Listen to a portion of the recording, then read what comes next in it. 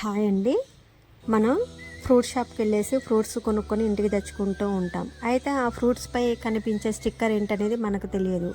Fruits కొనుగోలు చేసినప్పుడు వాటిపై ఉండే స్టిక్కర్లను గమనించే ఉంటారు కదా, కానీ వాటికి అర్థం ఏంటనే విషయం మనలో చాలామందికి తెలియదు.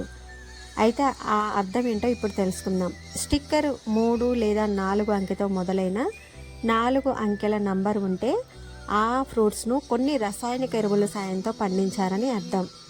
ఇక 9 అంకెతో మొదలైతే అవి సేంద్రియ ఎరువులు సహజ సిద్ధంగా పండించారని మనకు అర్థం. అలాగే 8 అంకెతో మొదలైతే జన్యువుల మార్పిడితో పండించారని మన అర్థం. అయితే ఏది ఏమైనా ఫ్రూట్స్ మనం ఇంటికి తెచ్చుకున్నప్పుడు సాల్ట్ వాటర్లో ఒక హాఫ్ అన్ అవర్ వరకు నానబెట్టి శుభ్రంగా కడుక్కొని తినటం అనేది మన ఆరోగ్యానికి చాలా మంచిది. కంటెంట్ నచ్చితే మన ఛానల్ సబ్స్క్రైబ్ చేసుకొని వీడియోస్ అన్ని లైక్ చేయండి. Thank you.